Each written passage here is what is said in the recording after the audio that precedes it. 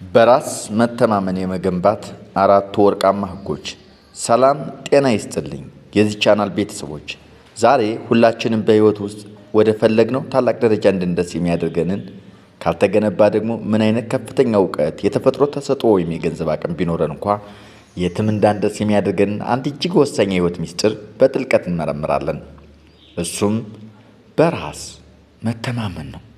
እስኪ ራሳችሁን በቅንነት ጠይቁ።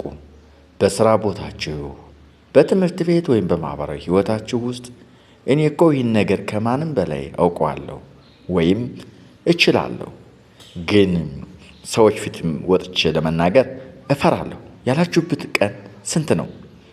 ይህን አዲስ የቢዝነስ ሀሳብ ብንጀምረው ውጤታማ ሆናለሁ፣ ግን ሰዎች አይቀበሉኝም፣ ይስቁብኛል ብላችሁ የፈራችሁበትስ? ብዙ ጊዜ በራስ መተማመን ያላቸውን ሰዎች ስናይ ከተፈጥሮ ያገኙት ወይም ገና ሲወለዱ ይዘውት የመጡ ይመስለናል። እውነቱ ግን ፍጹም ተቃራኒው ነው። በራስ መተማመን ማለት ልክ በየቀኑ ጂም ሂደን እንደምናሳድገው የሰውነት ጡንቻ በሂደትና በተግባር የሚገነባ የአእምሮ ጡንቻ ነው። ዛሬ ማንነታችሁን ሙሉ በሙሉ የሚቀይሩ፣ በሰዎች ዘንድ ያላችሁን ክብር የሚጨምሩና በራሳችሁ ላይ ያላችሁን እምነት ሰማይ የሚያደርሱ አራት ወርቃማ ህጎችን በሰፊው እናያለን።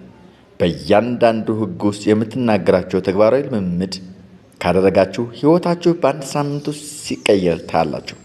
እስከ መጨረሻው አብራችሁን ቆዩ። ለራስ የሚገነቡ ትናንሽ ቃላቶችን ማክበር። የመጀመሪያውና ከሁሉም በላይ መሰረታዊ ወርቃማ ህግ በራሳችሁ ላይ ያላችሁን እምነት እንዳታፈርሱ ለራሳችሁ የምትሰጡት ቃል መጠበቅ ነው። እስኪ አንድ ምሳሌ ልስጣችሁ።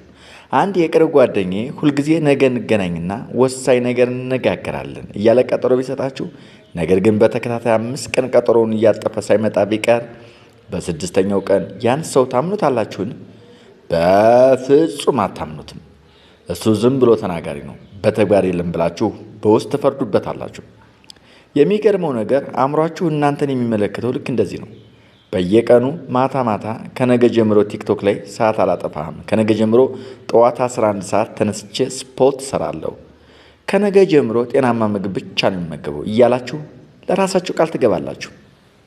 ጠዋት ግን ስልካችሁ ሲጮህ ቆይ 5 ደቂቃ ልጨምር ብላችሁ ስታጠፉት ወይም ስራውን ሳትሰሩት ስትቀሩ አእምሯችሁ በእናንተ ላይ ያለው እምነት ሙሉ በሙሉ ይፈርሳል። ይህ ሰውዬ ለራሱ የገባውን ቃል እንኳ የሚጠብቅ ደካማ ነው ይላል። ውስጣዊ በራስ መተማመናችሁ የሚቀበረው እዚህ ጋር ነው። ታዲያ መፍትሄው ምንድን ነው? መፍትሄው ትልልቅና በአንድ ቀን የማይሳኩ እቅዶችን ማቀድ ማቆም ነው። በትናንሽ ነገሮች ጀምሩ። ለአእምሯችሁ በቀላሉ ሊያደርግ የሚችለውን ቃል ስጡት። ለምሳሌ ዛሬ መጽሐፍ 5 ገጽ ብቻ አነባለሁ በሉና ያንን 5 ገጽ ብቻ አግኝታችሁ አንብቡ። ዛሬ ስልኬን ከምግብ ጠረጴዛ ላይ አርቃለሁ በሉና ያን አድርጉት። እነዚህን ትናንሽ ቃላቶች በተግባር ስታሳኳቸው አእምሯችሁ ዋው እኔ እኮ ያልኩት የማድረግ ጠንካራ ሰው ነኝ ማለት ይጀምራል። በራስ መተማመናችሁን ቀስ በቀስ መገንባት ይጀምራል። ከፍርሃት ጋር መላመድ። ፊር ፍሬምወርክ። ሁለተኛው ህግ ፍርሃት ሙሉ በሙሉ እንዲጠፋላችሁ አለመጠበቅ ነው። እባካችሁን የተሳሳተ የአእምሮ አስተሳሰብ ስበሩት። ብዙዎቻችን በራስ መተማመን ያላቸው ታዋቂ ሰዎች በህይወታቸው ምንም አይፈሩም፣ ልባቸው ሙሉ ይመስለናል። እውነታው ግን ፍጹም ተቃራኒ ነው። በዓለም ላይ ትልልቅ ስራ የሰሩ ሰዎች በሙሉ እኛ የምንፈራውን ፍርሃት እኩል ይፈራሉ። ልዩነቱ ምንድን ነው? እነሱ እየፈሩም ቢሆን ስራውን ይሰሩታል። ሳይንሱ ምን ይላል መሰላችሁ? አእምሯችን አዲስ ነገር፣ ለውጥ ወይም ያልለመደውን ፈተና ሲያይ ሁልጊዜ አደጋ አለ በሚል ሰበብ ፍርሃትና ጭንቀትን ይጭራል። ይህን የተፈጥሯዊ አካል መከላከያ ዘዴ ነው። ነገር ግን ብዙ ሰዎች ፍርሃቱ ሲመጣ እኔ ግን አልተዘጋጀሁም፣ በራስ መተማመን የለኝም፣ ስለዚህ ቆይ ፍርሃቱ ሲጠፋልኝ ይጀምራለሁ ይላሉ። ፍርሃት ግን በዝምታ ውስጥ ሆናችሁ በጭራሽ አይጠፋም። በራስ መተማመኑ የምታገኙት ፍርሃቱ ሲጠፋ ሳይሆን ፍርሃቱ ይዛችሁት ወደ ተግባር ስትገቡ ነው። ሰዎች ፊት ከመናገራችሁ በፊት እየተንቀጠቀጣችሁ ቢሆን መድረክ ላይ ውጡ። አዲስ ስራ መጀመር ከፈራችሁ በነበራችሁ ፍርሃት ውስጥ ሆናችሁ የመጀመሪያውን እርምጃ ተራመዱ። የመጀመሪያው ቀን ከባድ ሊሆን ይችላል። ነገር ግን በሁለተኛውና በሶስተኛው ቀን አእምሯችሁ ከአዲሱ ነገር ጋር ይላመዳል። ፍርሃቱ እየቀነሰ ውስጣዊ ጥንካሬያችሁ ደግሞ እጥፍ እየሆነ ይመጣል። ፍርሃት የበረዶ ግግር ነው። የሚቀልጠው በተግባር እሳት ውስጥ ብቻ ነው። ሶስተኛ የአካልና የድምፅ አቀራረብን መቀየር። ይህ ሶስተኛው ህግ ደግሞ ሳይንሳዊ መሰረት ያለው እጅግ በጣም ፈጣንና በአንድ ጀንበር በጥቂት ሰከንዶች ውስጥ በራስ መተማመን የሚጨምር ምስጢር ነው። የሃርቫርድ ዩኒቨርሲቲ ተመራማሪዎች ፓወር ፖዚንግ ወይም የአካል አቀማመጥ በአእምሯችን ላይ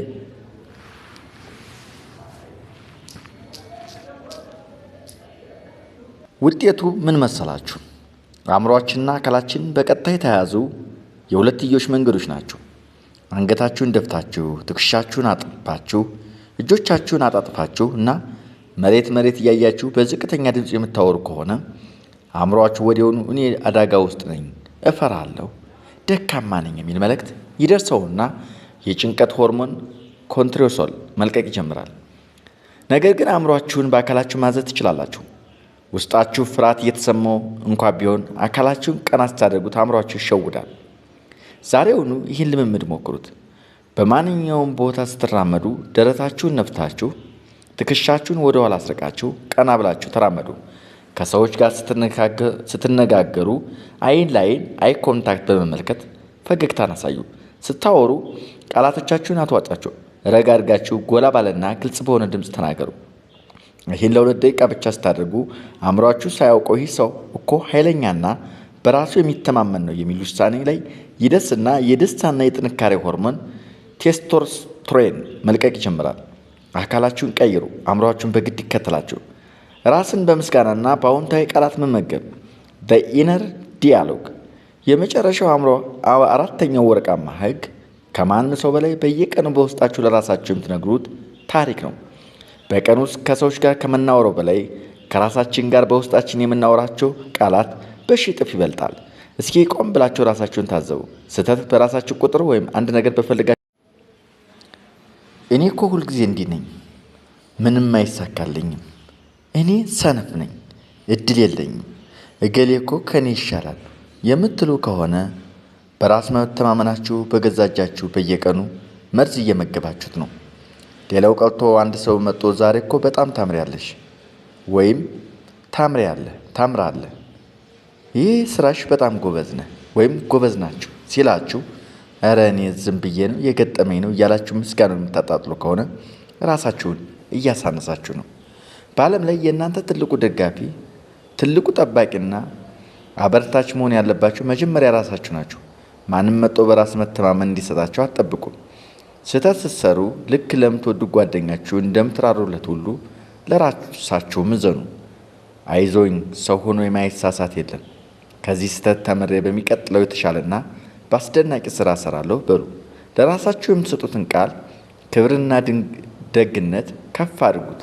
ራሳችሁን ማክበርና ማድነቅ ስትጀምሩ በዙሪያችሁ ያሉ ሰዎችም እናንተን መናቅ አይችሉም፣ በአክብሮት ይከተሏቸዋል። ውድ የአእምሮ ምግብ ቤተሰቦች፣ በራስ መተማመን መገንባት በአንድ ቀን ምኞት የሚመጣ ሳይሆን ዛሬ አሁን ከምትወስኑት ትናንሽ ውሳኔዎችና ከተግባር የሚጀምር የህይወት ጉዞ ነው። ከነዚህ ዛሬ ከተነጋገርናቸው 4 ወርቃማ ህጎች ውስጥ እናንተ ጋር ይበልጥ የጎደለው የቱ ነው? የትኛው ህግ ነገ ጧት ስትነሱ አሁኑኑ በተግባር መሞከር ትጀምራላችሁ? ኮሜንት ላይ በግልጽ ጻፉልኝ። እርስ በርስ እንማማርበታለን። እኔም ሁላችንም በደስታ አነባለሁ። ይህ ቪዲዮ ለአእምሯችሁ፣ ለውስጣዊ ጥንካሬያችሁ፣ ለማንነታችሁ ትልቅ ስንቅ እንደሆናችሁ ሙሉ ተስፋ አድርጋለሁ። ይዘቱን ከወደዳችሁ ላይክ ማድረጉን በጭራሽ አትርሱ። ለምትወዷቸው ጓደኞቻችሁና ቤተሰቦቻችሁ እንዲደርስ ሼር አድርጉ።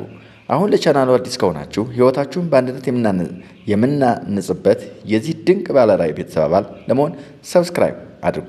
በሚቀጥለው ቪዲዮ ይበልጥ ህይወታችሁን ወደ ላቀ ደረጃ የሚቀይር ሌላ ድንቅ ይዘት እንገናኛለን። እስከዚያው ድረስ አእምሯችሁን በጥሩ ምግብ መግቡት፣ በራስ መተማመናችሁን አሳድጉ። ሰላም ሁኑ።